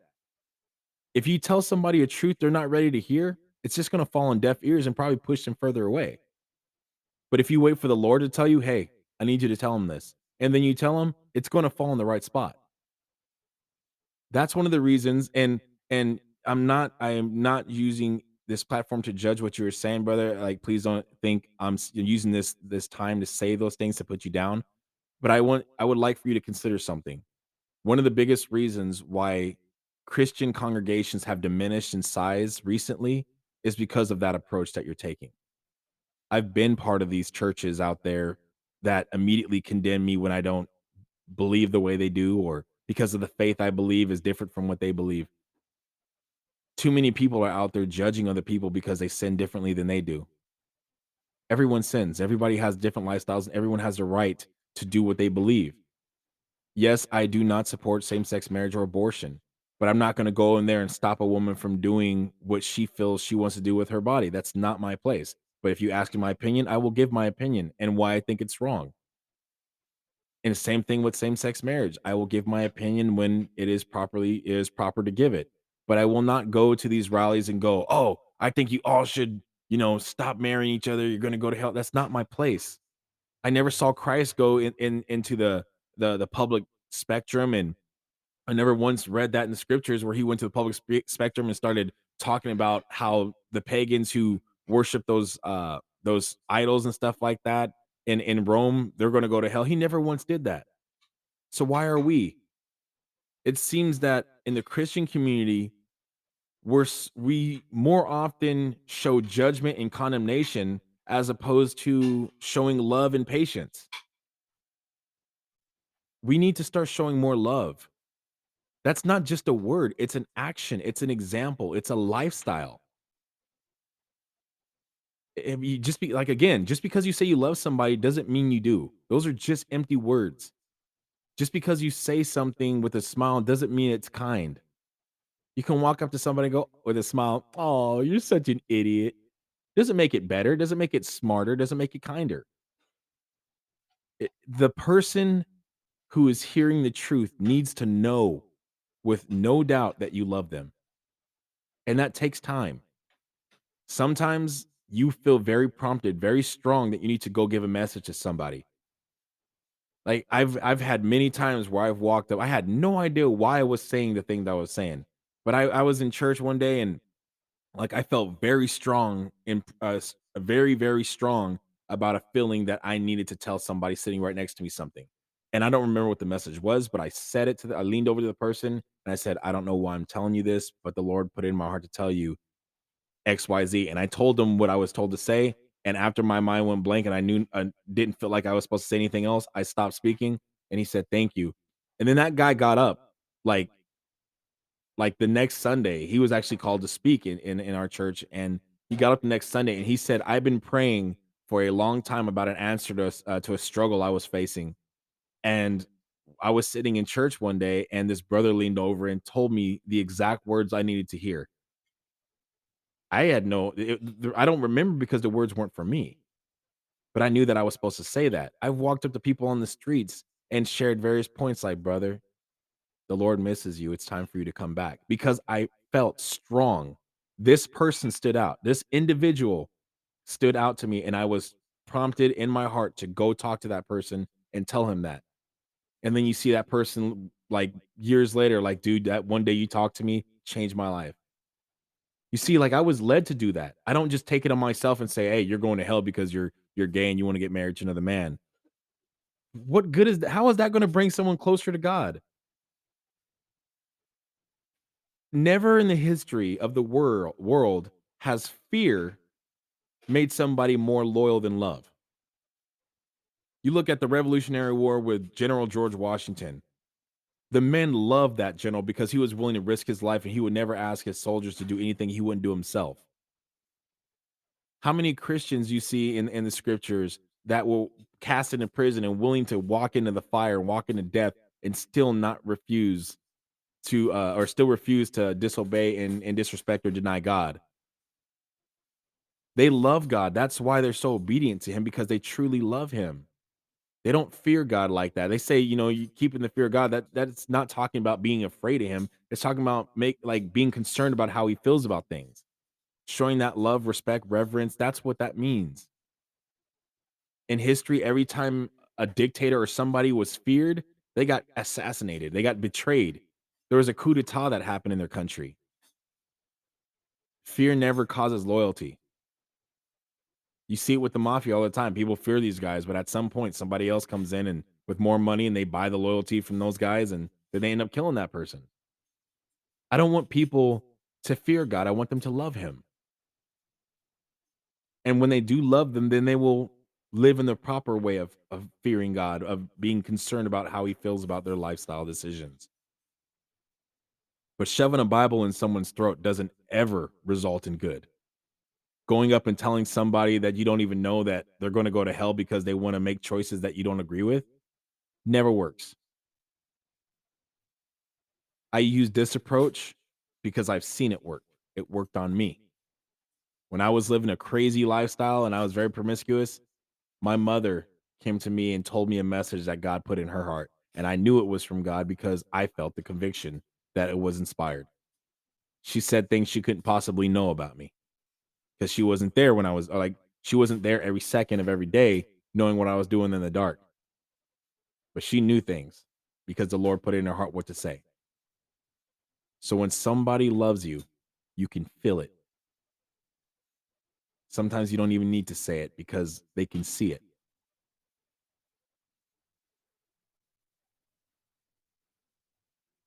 I just really want to help people not make the mistake of going into a relationship, especially a long-term one, with an oblivious perspective that everything's going to be unicorns and rainbows when they may not be.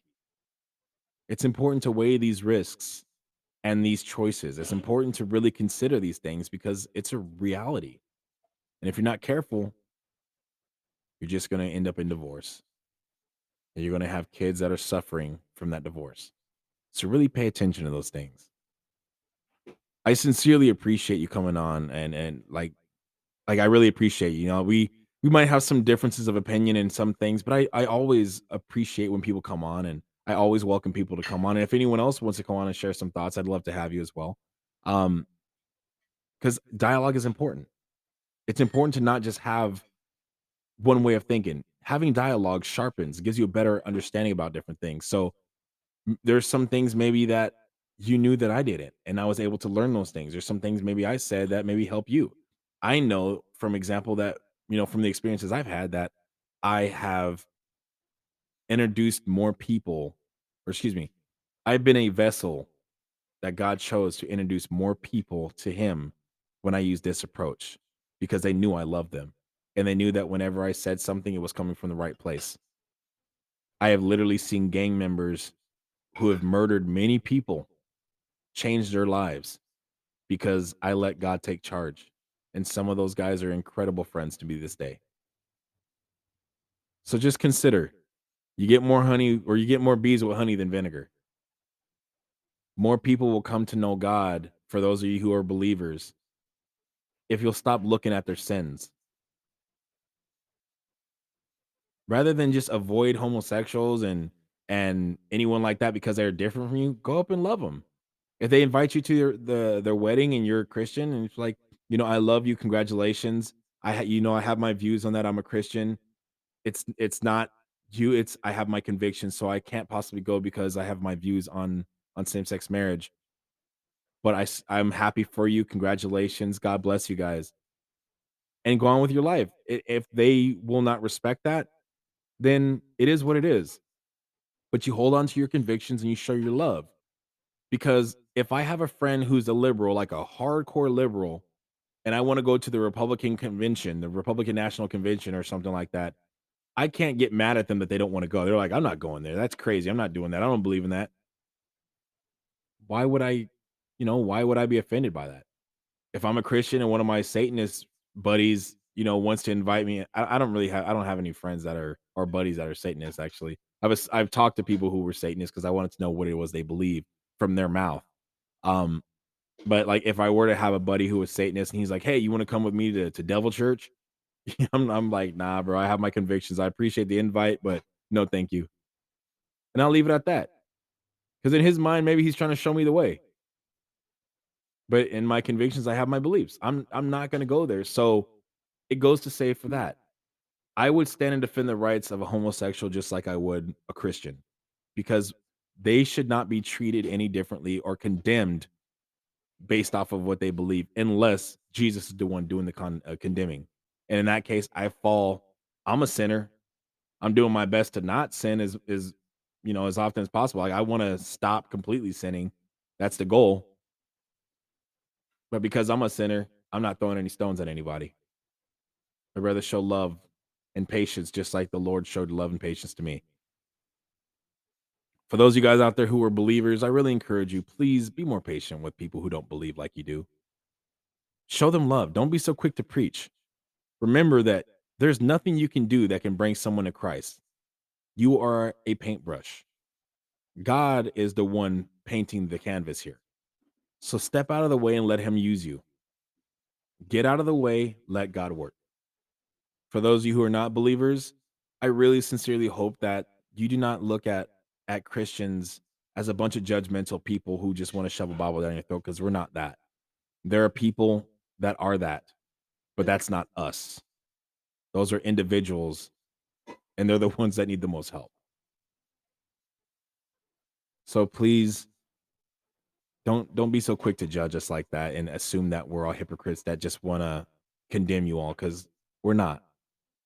Jesus was very clear when he said, "Judge not, lest you be not judged." With what measurement you use to judge, you will also be judged the same. I don't want to be harsh. I don't want to be harshly judged. I want as much mercy as I can get, because I need it. So on Judgment Day, I really hope the Lord shows me a ton of mercy, and I'm doing my best to show as much mercy as I have in me to other people. So, as always, I'm gonna bring this to an end. I'm so thankful for the comments that you made, brother. Thank you so much for coming on and being willing to talk, and thank you all for listening. I really appreciate that. I know you could be anywhere you want, especially on a Sunday night. Thank you so much for spending time with me. Thank you for inviting me into your homes, into your cars, into your ears, into your hearts. Thank you for inviting me into your jobs. For those of you who are at work listening to me right now, don't forget to look up my podcast, Real Talk with RJ. It's the same icon you see right here on the Wisdom app. Real Talk with RJ podcast is available anywhere podcasts are available. I am right now in 17 countries and climbing.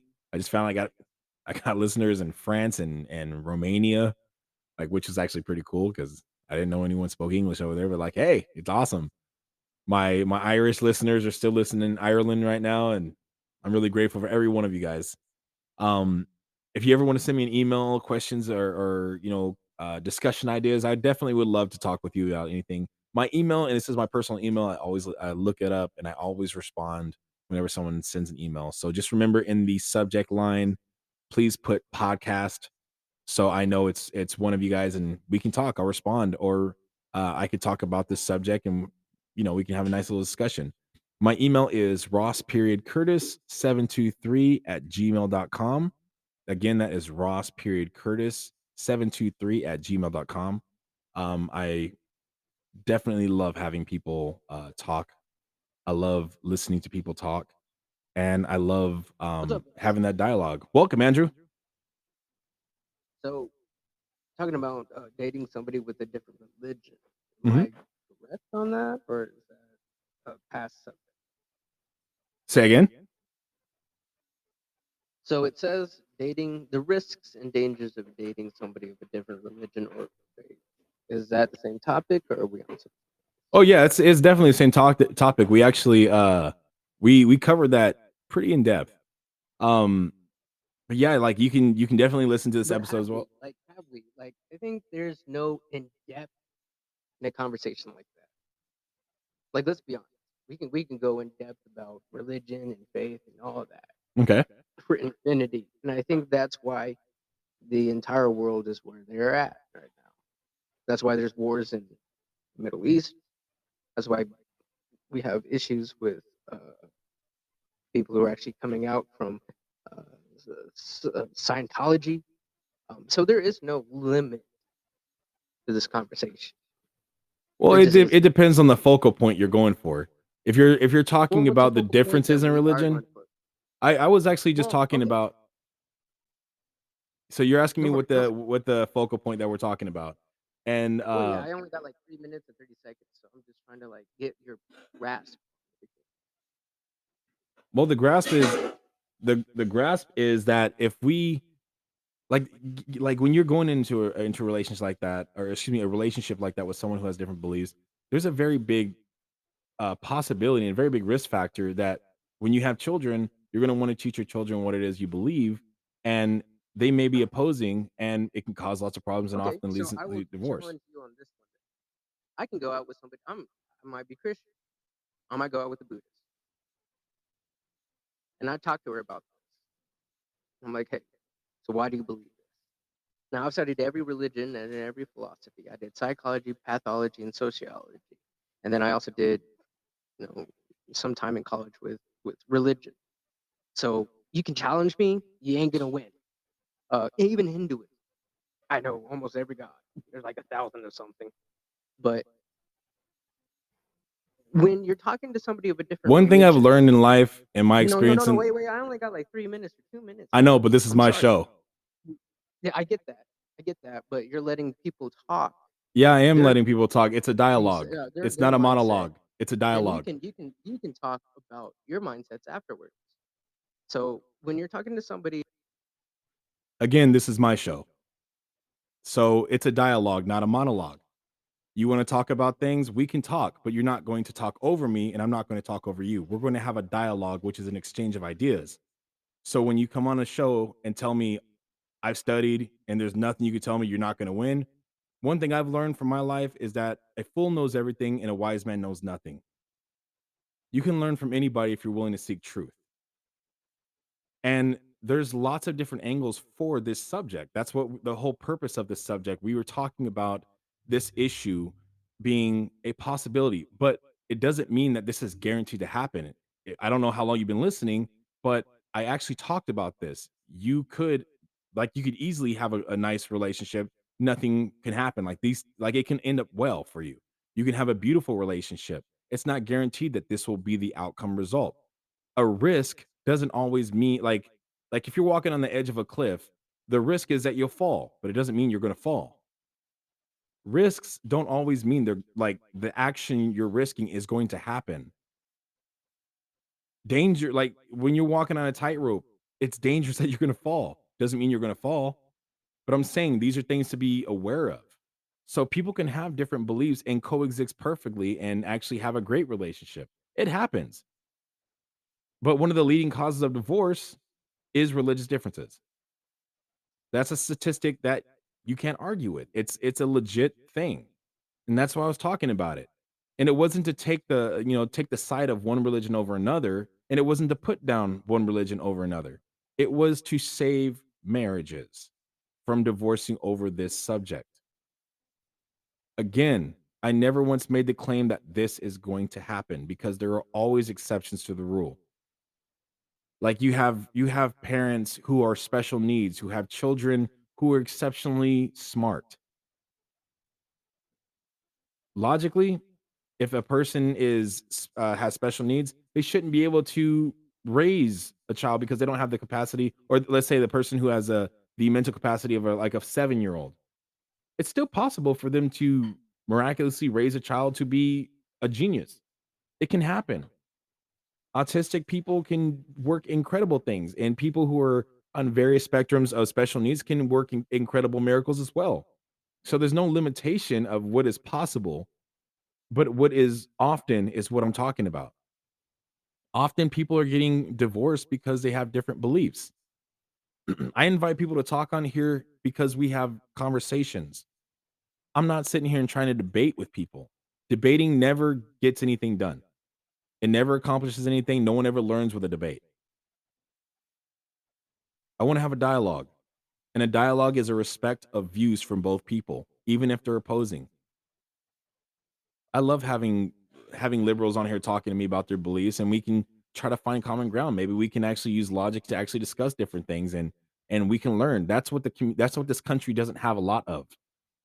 And what I know it has a lot of is people who know everything. People who automatically tell you you won't beat me in this subject. People who know everything when they know nothing, when they haven't lived. Just because you read a bunch of books doesn't mean you know everything. There are doctors out there who have been studying for 20 plus years who still kill people because they make the wrong choice. And there are people who have been in the military for over 20 years who still make bad calls and people get killed in combat. No one knows everything. And no amount of books makes you know everything. You can always learn if you're willing to learn. If you close your mind, you're not going to learn, because just because you read a book doesn't mean you read from a reliable source. People get mad at, like, there are tons of books that are against a specific religious belief. They're written by people who got mad at that religion or members of that religion because it wouldn't change and be what they wanted it to be. So they wrote a book about it and put out a bunch of lies. They're like, "Oh, well, this guy was a member of this church for 30 years. Now he's a reliable source." No, it doesn't mean that. Reliable sources have nothing to gain from these subjects.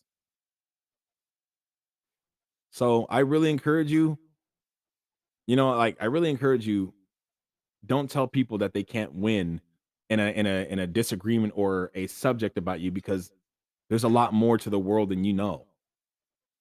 And no amount of reading books or talking to select people will get you to know more than what's actually available to know. Learn.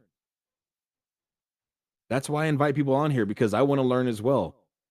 But again, this isn't about debating. This isn't a monologue. I want to have dialogues with people. You can speak your point without being disrespectful. You can put logic over feelings. You can put truth over societal norms. And that's what I'm looking for. I'm a seeker of truth. And again, you can always email me. To everyone, email me at ross.curtis723@gmail.com. In the subject, just remember to put podcast, and don't forget to like, don't forget to follow. This podcast episode will definitely be available on Spotify, Amazon Music, Google Podcasts, Apple Podcasts, everywhere podcasts are available. So just look up Real Talk with RJ, and don't forget to leave a review. Let me know what you think. You can also chat with me on the Wisdom app and ask me some questions. I will answer those questions. You can send me chats and comments, and we can talk as well. Yeah, you guys have a great evening. Thank you so much for spending time with me. This is Real Talk with RJ, signing out.